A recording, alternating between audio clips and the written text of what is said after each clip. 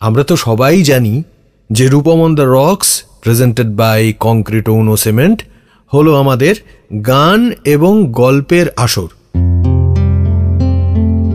আজকে গান গাইব করতে করতেও ইমেলের বান্ডিল থেকে একটা ইমেল বেছে বার করছি। কেন এটা করছি? তার কারণ একটা গান গাইব এবং এই গানের সূত্রপাত ঘটিয়ে দেবে এই চিঠি। পাঠিয়েছে বিক্রম মজুমদার। কোথায় থাকো তুমি সেটা আমি জানতে পারছি না, কারণ তোমার চিঠিতে তার কোনো উল্লেখ নেই।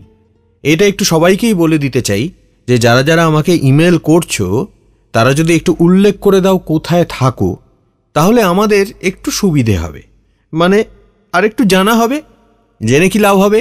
এইটুকু লাভ হবে যে তোমার বাড়ির অঞ্চলের উপর দিয়ে যদি আমি কোনোদিন যাই ওখান দিয়ে, তাহলে তোমার কথা মনে পড়বে। এইটুকুই। বিক্রম, আমি তো জানি না তুমি কোথা থেকে লিখছো। আপাতত তোমার চিঠির লাইনগুলোই আমার ঠিকানা হোক। প্রিয় রূপমদা, তোমায় চিঠি লিখতে বসে মনে পড়ল তোমার বলা সেই সনাতন পদ্ধতিতে চিঠি লেখা অনেক বছর আগে ছেড়ে দিয়েছিলাম। চিঠি লেখার অভ্যেসটা শুরু হয়েছিল ছোটবেলায় স্কুলে ছুটির দরখাস্ত লিখতে গিয়ে। ঠিক জানি না, হয়তো 10 কি 12 বছর পর আবার চিঠি লিখছি, কিন্তু সেটা মেইল করে। ভুলে গেছি কিভাবে লিখতে হয়। তবে অনেকদিন ধরে ভাবছিলাম যে লিখব, তবে সময় পাইনি, আর সেরকম লিখতেও পারি না। যেটুকু পেরেছি সেটুকু শুধুমাত্র তোমার জন্য, কারণ আমার প্রথম দেখা একক থেকে আমি লিখতে শুরু করেছি। তোমাকে নিয়ে সবার মতো বুঝি কিনা জানি না, কিন্তু যতটা বুঝি সেটাই আমার কাছে অনেক। ROTR এর দ্বিতীয় এপিসোড 28শে জুন, সেই দিন এপিসোড চলাকালীন ফেসবুক কমেন্টে আমি একটা প্রশ্ন করেছিলাম। যে গানটার কথা সেদিন তোমাকে বলেছিলাম সেটা হলো SOS। এই গানের লাইনগুলো মনে হয় নিজের জীবনের সঙ্গেই জড়িয়ে গেছে আমার। ধ্বংস কোনো নতুন শব্দ নয়, তবু মাঝে মাঝে আঘাত করে পরাজয়। রোজ ভাবি প্রতিদিন কোথাও না কোথাও ধ্বংস হচ্ছে, সেই ধ্বংসটা মনের ভেতরে আঘাত দিচ্ছে। পরাজয় হচ্ছে, আবার ঠিক বলছে তবু বেঁচে আছি, তাই বোধহয় দেখি স্বপ্ন ফের। স্বপ্ন খুব কঠিন একটা শব্দ, তাই না বলো? রোজ রাতে ঘুমোতে যাবার আগে যে স্বপ্নটা দেখি, সকালে ঘুম ভাঙতেই সেই স্বপ্নটাকেই একটু একটু করে ভাঙতেও দেখি। হয়তো কোনো একটা স্বপ্ন পূরণের সকাল আসবে, এটা ভেবেই এই লাইনগুলো শুনি। কাল সকালে ফুটলে আলো, আমি দেখব এই জীবন্ত হাত, হতাশার সাথে নৈরাজ্যের সাথে আজ সারা রাত ধরে সংঘাত। চিঠির একটু বাইরের কমেন্টে আসি। তুমি লাইনগুলো শোনো। আচ্ছা, হ্যাঁ, মনে পড়েছে যে পূর্ববর্তী ROTR এর মানে সিজন 1-এ, মানে ওই 17 বছর আগে যখন হতো, তখন আমি একটা পর্বে SOS গানটা গেয়েছিলাম। তখন সেটা অনেকের কাছেই ওই যেমন করে পৌঁছয় আর কি, তেমন করে পৌঁছে গেছিল, এবং অনেকে সেটা এখনও তাদের কালেকশানে রেখে দিয়েছে। সেভাবেই শোনো। অবশ্য আরেকটাও আছে, মাঝে মাঝে লাইভ অনুষ্ঠানে আমি গিয়েছি, এককে হোক বা ফসেলসের অনুষ্ঠানেও গিয়েছি। সেই সব অনুষ্ঠানের কোনো রেকর্ডিং শোনো। যাই হোক, এত কথা বলার একটাই কারণ, গানটা তো এখনও প্রকাশ হয়নি। মানে প্রকাশ করা বলতে যে জিনিসটা বোঝায়, সেরকমভাবে গানটা কিন্তু এখনও প্রকাশ করা হয়নি। বিক্রমের চিঠিতে আবার ফেরত আসি। আমিও সেই আশা নিয়েই সংঘাত করে চলেছি। হয়তো আমিও একদিন আমার স্বপ্নগুলো পূরণ করতে পারবো, আমার পরিবারের খুশির কারণ হব। এই গানের লাইনগুলোকে আমি এভাবেই নিজের সঙ্গে জড়িয়ে নিয়েছি। জানি না এই গানের গল্প কি, কিন্তু তাতে কি? তোমার গান কি শুধু তোমার? তোমার গান আমাদের সবার, তাই সবার অধিকার আছে তাদের ব্যক্তিগত জীবন অনুসারে তোমার গানের মানে খুঁজে নেওয়া। এই অধিকার তুমিও আমাদের থেকে কেড়ে নিতে পারবে না। যাই হোক, অনেক কিছু হয়তো বাজে বকে ফেললাম। অবশ্য একমাত্র তুমিই তো এমন আছো যার কাছে সবকিছু মন খুলে বলা যায়। আশা করি কোনো একটা এপিসোডে SOS গানটা শুনতে পারবো। শুধু গানটাই না, গানের গল্পটাও শুনতে পারবো। তুমি সবসময় ভালো থেকো দাদা। ROTR বছরের পর বছর এভাবেই চলতে থাকুক। ইতি তোমার এক একনিষ্ঠ শ্রোতা বিক্রম। বিক্রম, তুমি কোনো এক স্বপ্ন পূরণের সকালের কথা এই চিঠিতে লিখেছ। স্বপ্ন পূরণের সকাল অনেক বড় কথা। তোমার একটি ইচ্ছে পূরণ আজকে হবে। মানে তুমি যে গানের কথা বলেছ, সেই গান শুনতে চেয়েছ, সেই গানের উৎপত্তির গল্প শুনতে চেয়েছ, সেইগুলো মিটিয়ে দেওয়া যাবে। কিন্তু স্বপ্ন পূরণের সকাল, এই শব্দ দুটো আমার মাথায় যে লাইনগুলো বহন করে আনছে, আমি বরং সেই লাইনগুলো তোমায় শোনাই। শোনো। কবে গুমোট কাজগুলো বাতাস হবে, ঘড়ির কাঁটা বেয়ে শরীরটুকু চেয়ে পরীর পরমায়ু ফুঁয়ে দেবে উড়িয়ে, শুয়ে বুনট ঘরগুলো আকাশ ছুঁয়ে, গ্রিলের লোহা মুছে মিলের ভাষা ভুলে, বেলুন রঙা জীবাণু ধুয়ে মেলে শুকিয়ে নেবে।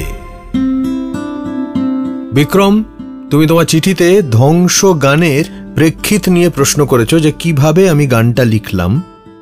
দেখো, জন্ম মৃত্যু, ধ্বংস, সৃষ্টি, এগুলো সবই একটা বৃত্তাকারে ঘুরতে থাকে। ঠিক একটার পরেই আসে অন্যটা। যেমন আলোর পরে আসে অন্ধকার, যেমন দিনের পরে আসে রাত, যেমন ভালোর পরে মন্দ, আর তারপরে আবার ভালো। কাজেই একটা সাইক্লিক অর্ডারে না এগুলো ঘুরতে থাকে মানুষের জীবনে। আর আমরা এগুলোকে প্রত্যক্ষ করি, এর অংশ হই। আমরাই সৃষ্টি হই, আমরাই ধ্বংস হই, আমরাই একক জন্ম, আমরাই বংশ হই। কখনো আমরাই কৃষ্ণ, আবার কখনো কংস হই। দেখো, তুমি বললে ধ্বংস গানটার কথা, আর আমার মনে পড়ে গেল ধ্বংস রোমন্থন গানটার কথা। তোমার কি মনে আছে লাইনগুলো? আবার ফাঁদে পা আমার, অতল খাদের কিনারে, আবার ব্যর্থ রং বদল বিষণ্ণ শহীদ মিনারে, আবার চাঁদে পা আমার, অতল ছাদের কিনারে, মরশুম চায় দলবদল বিষণ্ণতার রক গিটারে। যে প্রাসাদে ছিল আমন্ত্রণ, তা ম্লান হতে হতে ধ্বংসাবশেষ, তবু ভাঙা ঝাড় লণ্ঠনের টুকরো কাঁচে আজও ক্ষত বিক্ষত হয় ইচ্ছে পরীর, জ্যান্ত শরীর, স্বপ্ন তরীর, ক্লান্ত ফেরি। দেখো, এই গানের নামে রোমন্থন শব্দটা আছে, আর গানের লাইনগুলো শুরু হয়েছে পরপর 3টে বাক্যে 3টে আবার দিয়ে, অর্থাৎ পুনরাবৃত্তি। সৃষ্টি যেমন পুনরাবৃত্তি, ধ্বংস মাত্রই আসলে পুনরাবৃত্তিরই ইতিহাস। ওই যে কথায় বলে না, হিস্ট্রি রিপিটস ইটসেলফ, এবং সেটাই ঘটেছিল। 2001 সালের 11ই সেপ্টেম্বর একটা অতর্কিত এবং অভাবিত বিমান বোমার আঘাতে ভেঙে যায় নিউ ইয়র্কের বিখ্যাত দ্য টুইন টাওয়ার। এরকম যে ঘটতে পারে, এত ধ্বংস, এত মৃত্যু, এত কান্না যে এক লহমায় তৈরি হতে পারে নিউ ইয়র্কের মতো শহরের বুকে, এটা সত্যি ভাবনার বাইরের ব্যাপার। আর সেটা গোটা বিশ্বেই এক বিরাট অভিঘাত তৈরি করেছিল, বুঝলে। তার ধাক্কায় খুব স্বাভাবিকভাবেই আমার খাতায় কলমে কিছু লাইন লেখা হলো, আমার গিটার কিছু সুর তুলল, তবে তা পূর্ণতা পায়নি। তখন পূর্ণতা কখন পেল জানো? ঠিক তার পরের বছর, ওই একই দিনে এই ধ্বংসের ইতিহাসের একটা পুনরাবৃত্তি দেখলাম। 2002-এর 11ই সেপ্টেম্বরে সকালের খবরের কাগজ নিয়ে এলো একটা বীভৎস দুর্ঘটনার খবর।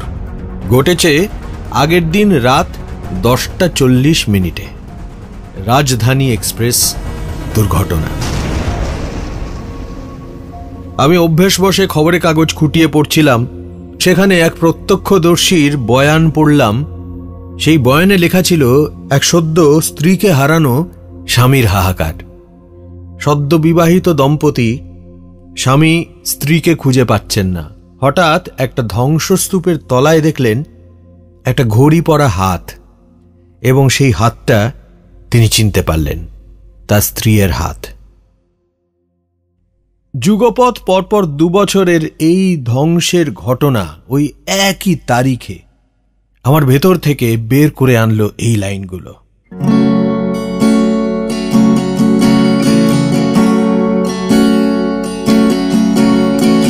ধ্বংস কোনো নতুন শব্দ নয়, তবু মাঝে মাঝে আঘাত করে পারা যায়। তবু বেঁচে আছি তাই বোধহয় দেখি স্বপ্ন ফের এই ভগ্ন স্তূপ থেকে সোয়েস পেয়ে যাব তোমাদের কাল সকালে।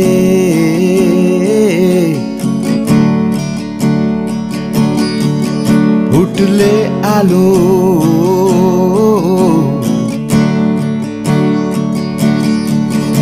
কাল সকালে, উঠলে আলো, আমি দেখবই জীবন্ত হাত, হতাশার সাথে নৈরাজ্যের সাথে আজ সারা রাত ধরে সংঘাত।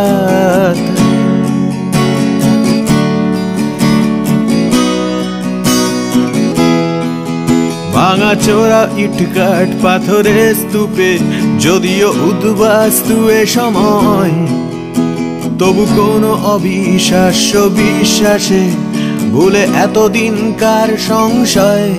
ভালোবাসি তোমায়, ভালোবাসি আবার, ভালোবাসি তোমায়, ভালোবাসি আবার।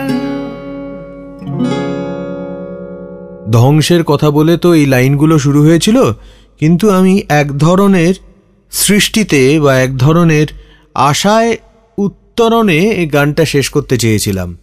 বলতে চেয়েছিলাম যে এত কিছু তো ধ্বংস হলো, ধ্বংস যেটা হলো না বরং পুনর্জন্ম হলো বলা যেতে পারে। মৃত্যু কোথায় হলো? আসলে অমরত্ব পেয়ে গেল। কি? আমার আর তোমার ভালোবাসা।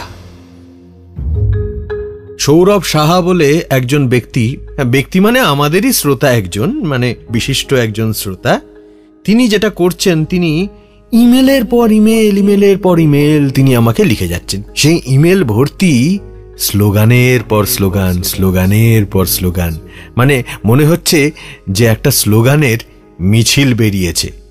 তো আমি কি করা যায়, সৌরভ সাহাকে একটা পুরস্কার তো দেবই, তবে এক্স্যাক্টলি কোন স্লোগানটার জন্য দেব সেইটা আমি ঠিক করে উঠতে পারছি না। বরং যেটা আমি করছি, প্রত্যেকটা স্লোগান পরপর পড়ে দিচ্ছি, দেখো ঠিক মনে হবে যেন একটা আনাড়ি হাতে লেখা কবিতা। আমি একদম ধারাবাহিক ক্রম পর্যায়ে, মানে একদম প্রথম থেকে সৌরভ যেরকম পাঠিয়ে গেছে সেটাই ফলো করে আমি এই কবিতাটা তৈরি করছি। এটা হচ্ছে সৌরভের স্লোগানের কবিতা।